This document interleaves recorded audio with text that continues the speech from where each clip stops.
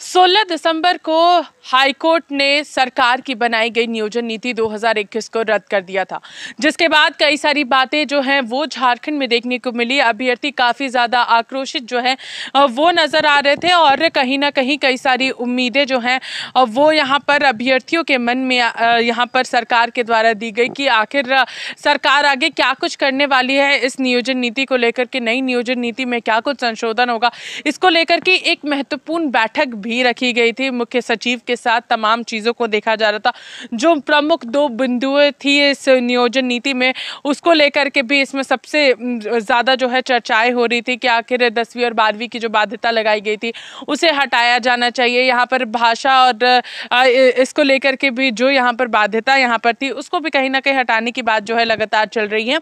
मगर इस बीच सबसे ज़्यादा परेशान अगर कोई हो रहे हैं तो अभ्यर्थी हो रहे हैं, क्योंकि सरकार लगातार कहती हुई नजर आ रही है कि बजट सत्र में एक बेहतरीन नियोजन नीति, फुल प्रूफ नियोजन नीति, स्पष्ट नियोजन नीति सरकार लेकर के आएगी, लेकिन अभ्यर्थियों को उसका रिजल्ट अब तक देखने को नहीं मिल रहा है।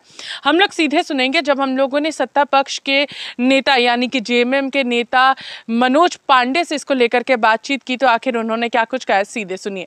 खामियाजा तो अभ्यर्थियों को ही भुगतना पड़ रहा है। अभी आप देखें, जो नियोजन नीति को अदालत जाकर इन लोगों ने अवरोध पैदा किया।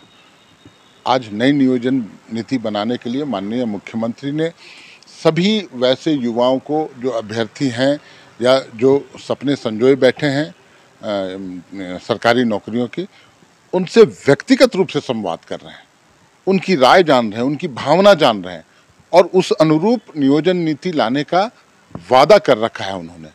और हम लोग उम्मीद करते हैं कि इस बजट सत्र में नियोजन नीति, पुख्ता नियोजन नीति और युवाओं के भावनाओं के अनुरूप, सबसे बड़ी बात है, ऐसा पहले कभी नहीं देखा होगा आपने। माननीय मुख्यमंत्री सभी युवाओं से व्यक्तिगत रूप से संपर्क कर रहे हैं, अपना संदेश उनके मोबाइल में डालते हैं और उनकी राय जानने का प्रयास कर रहे हैं। बहुत ही सकारात्मक कदम है।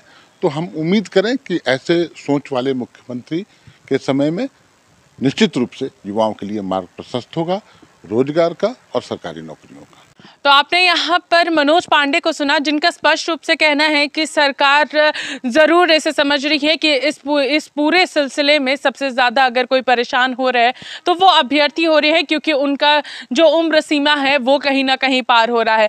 मगर जिस तरीके से सरकार ने एक प्रयास यहाँ पर जरूर किया था कि नई नियोजन नीति सरकार लेकर के आए और जल्द से जल्द झारखंड में रोजगार का सिलसिला शुरू हो, इसको लेकर के जिस तरीके से हाईकोर्ट ने इसे रद्द किया, तमाम चीजें सरकार देख रही है और नई नियोजन नीति जो है, फुल प्रूफ नियोजन नीति बजट सत्र में लेकर के आएगी। और मुख्यमंत्री हेमंत सोरेन लगातार जिस तरीके से संवाद करने का प्रयास कर रहे हैं अभ्यर्थियों से, ये काफी सराहनीय है। हम लोग अब इसको लेकर के सीधे सुनेंगे जब बीजेपी के प्रवक्ता प्रत्युल शाहदेव से हम लोगों ने इसको लेकर के बातचीत की, तो आखिर उन्होंने क्या कुछ कहा, सीधे सुनिए। देखिए, दावे करने में और दावों से पलटने में माननीय मुख्यमंत्री हेमंत सोरेन जी का इस पूरे देश में कोई जोड़ नहीं है। अब आप 5 लाख नियुक्तियां प्रत्येक वर्ष की बात करें, ये तो अब सब लोग याद हो गया है उनको और सब लोग भूल भी गए एक तरीके से। सभी जितने बेरोजगार थे, ग्रेजुएट और पोस्ट ग्रेजुएट, उनको इन्होंने बेरोजगारी भत्ता देने की बात कही थी, वो भी कहीं ना कहीं वो अपने वादे से पलट गए। 32 लाख किसानों का कृषि लोन माफ़ करने की बात थी, लेकिन उसमें इन्होंने इतने कंडीशंस लगा दिए कि बमुश्किल कुछ हज़ार किसानों के लोन ही माफ़ हुए। सभी महिलाओं के लिए वो सशक्तिकरण करने की बात हुई थी, इनके लिए जो फ्री वाटर, फ्री इलेक्ट्रिसिटी, गांवों में किसानों को फ्री बिजली की सुविधा देने की इन्होंने अपने घोषणा पत्र में कही थी बात, सबसे यू टर्न कर गए। और नियोजन नीति, इनकी नियोजन नीति जिस समय आई थी तो इनके लॉ डिपार्टमेंट ने इनका विरोध किया था और कहा था ये संवैधानिक रूप से नहीं टिकेगी, और हुआ भी वही। उच्च न्यायालय ने इनकी नियोजन नीति को खारिज कर दिया और अब माननीय मुख्यमंत्री जी नया राग अलाप रहे हैं कि हम नियोजन नीति पर एक फीडबैक ले रहे हैं युवाओं का। हमारा कहना है 3 वर्ष काफ़ी होते हैं। 3 वर्षों तक अगर अभी भी आप नाटक कर रहे हैं और यहाँ के लोगों को मूर्ख समझ रहे हैं, मुख्यमंत्री जी अक्सर कहते हैं कि झारखंडी बोका नहीं होता, हम भी वही इनको बोलना चाहते हैं कि झारखंडी मन बोका नहीं होला मुख्यमंत्री जी, रोड जो चाल है नहीं उके बुझा था सब। और अब आपका ये 2 तरह का व्यवहार नहीं चलने वाला है। अब लोगों को पता है कि आप इस बार भी विधानसभा के सत्र में नाटक करेंगे। युवाओं का भविष्य आपको अगर संवारना था तो नियोजन नीति तो आप सिर्फ एक नोटिफिकेशन से कर सकते थे, विधानसभा का सत्र में जाने की आवश्यकता नहीं थी। देखिए, गलत बयानी की एक सीमा होती है। हमारी सरकार ने 2017 में 1985 का कट ऑफ डेट रखा था नियोजन नीति में, और हमारा भी मानना है कि यहाँ के मूलवासी आदिवासी अगर यहाँ चपरासी और कलर का भी काम नहीं कर सकते तो झारखंड का क्यों गठन हुआ था। हम लोगों ने 2002 में जब बाबूलाल मरांडी की सरकार थी तो 1932 को कट ऑफ डेट माना था, लेकिन उस समय उच्च न्यायालय ने इसे खारिज कर दिया था और कहा था कि इसमें कुछ विसंगतियाँ हैं, इससे अब सुधार कर लाए। ये सरकार बिना उन विसंगतियों को सुधार के इसको ज़बरदस्ती 9 शेड्यूल में पास कराने के लिए उन्होंने गवर्नर के पास भेज दिया। तो इस सरकार की अगर मंशा होती तो माननीय मुख्यमंत्री जी के जो हस्ताक्षर से 10 मिनट के भीतर कट ऑफ डेट 1932 का अधिसूचित हो सकता था, नई नियोजन नीति बन सकती थी, वो नहीं हो रहा है। ये सिर्फ नाटक करके विधानसभा से पारित करके गवर्नर के थ्रू सदन भेज रहे हैं, संसद भेज रहे हैं 9वीं अनुसूची में डालने के लिए। माननीय मुख्यमंत्री जी, ये 15 से 20 मिनट में आपकी सरकार इसकी अधिसूचना जारी कर सकती है अगर आप चाहे तो, अगर आपकी इच्छा शक्ति हो तो।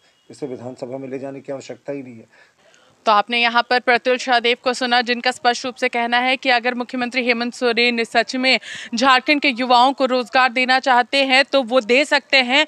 सिर्फ और सिर्फ उनके एक हस्ताक्षर से तमाम यहाँ पर लोगों को रोजगार मिल सकता है। नियोजन नीति जो है वो झारखंड में लाई जा सकती है। 1932 खतियान के आधार पर अगर उन्हें करना था तो वो तुरंत उसे लागू कर सकते थे। यहाँ पर उसे विधानसभा और 9वीं अनुसूची में भेजने की ज़रूरत नहीं पड़ती।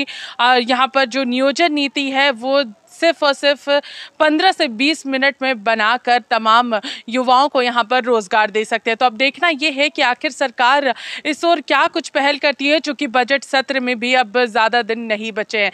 तब तक के लिए बने रही रिपोर्टर पोस्ट के साथ मैं पूजा। नमस्कार।